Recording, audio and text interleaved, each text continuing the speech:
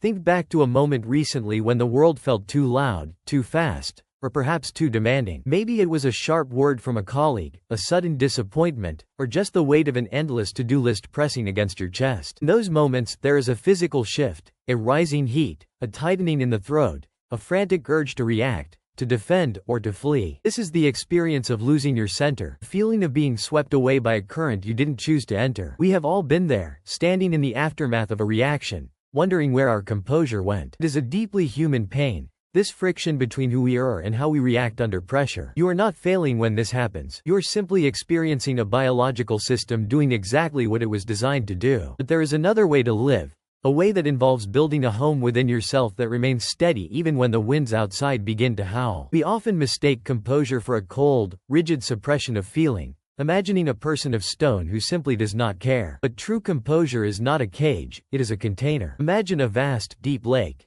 When a stone is thrown into its center, the surface ripples, and for a moment, the reflection of the sky is distorted. However, because the lake is deep, the stone does not stir the silt at the bottom. The depth of the water absorbs the impact, and in time, the surface returns to its natural state of mirror-like clarity. Suppression is trying to freeze the water so the stone can't enter. Composure is developing the depth so the stone can be absorbed without changing the lake's fundamental nature. It is the shift from being the victim of your environment to being the architect of your response. It is the transition from, "I am angry," to, "I am noticing anger rising within me." This subtle shift in language and perspective creates a space, a sacred gap, where choice lives. In that gap, we find our dignity and our peace. To understand how to build this depth, we must look at the exquisite machinery of your brain. Deep within the temporal lobes lies the amygdala, an ancient sentinel that scans the world for threats. When it perceives a slight or a danger, it sounds a biological alarm, flooding your system with cortisol and adrenaline. This is the bottom-up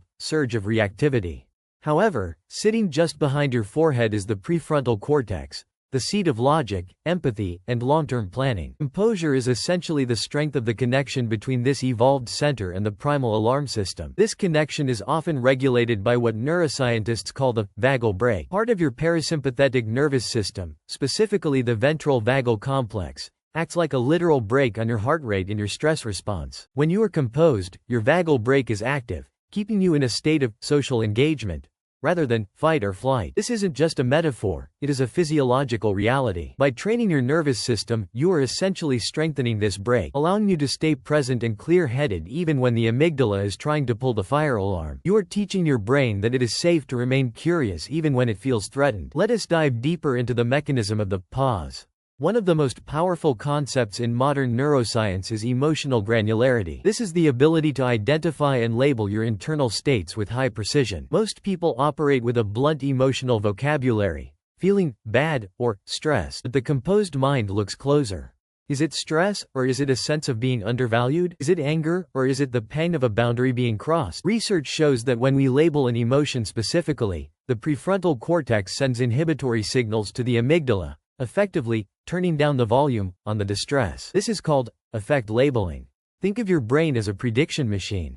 It is constantly guessing what is happening next based on past experiences. If you have always reacted to criticism with defensiveness, your brain predicts that this is the only way to survive. Composure is the act of interrupting that prediction loop.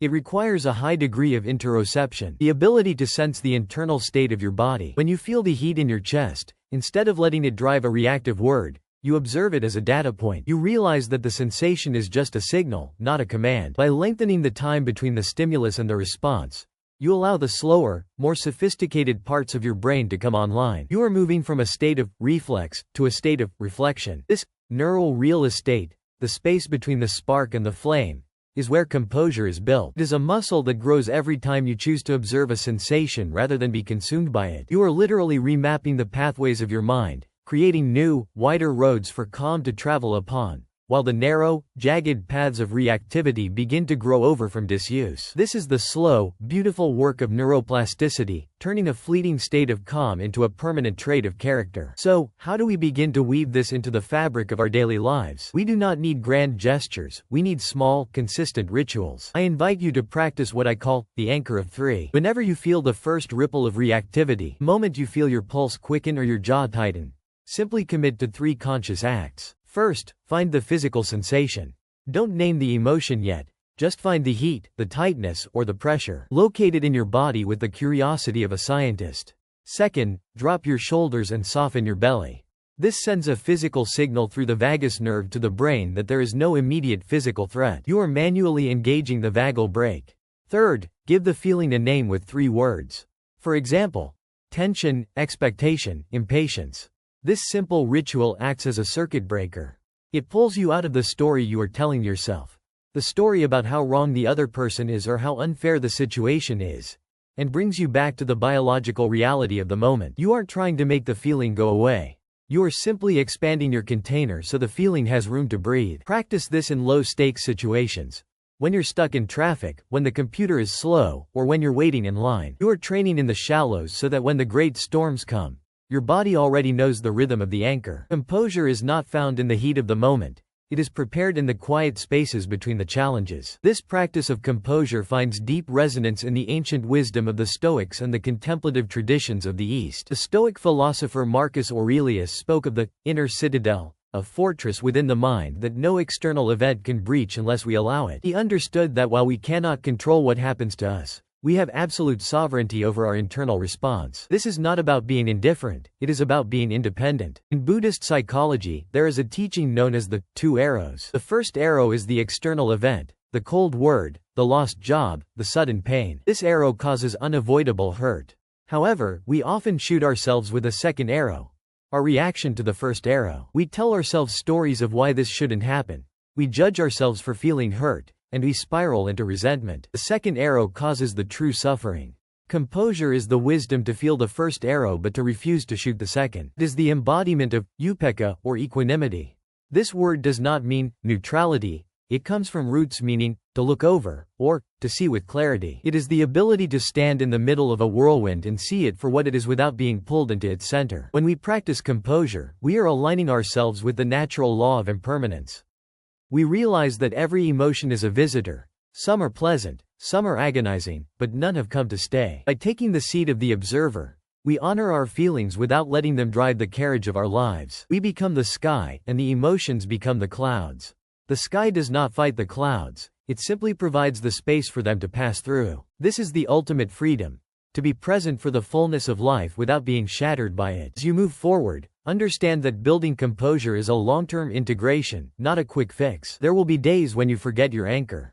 There will be moments when the amygdala wins, and you find yourself reacting with the same old patterns. This is part of the process.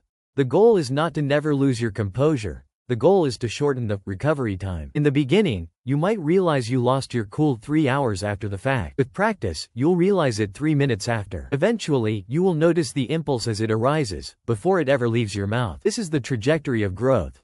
Think of it like a path through a dense forest. At first, the path of reactivity is wide and well-trodden. The path of composure is overgrown and difficult to find. Every time you take the pause, you are treading down the grass on the new path and allowing the old path to slowly return to the wild. This is a hopeful vision because it means that your brain is never fixed. It is always in a state of becoming.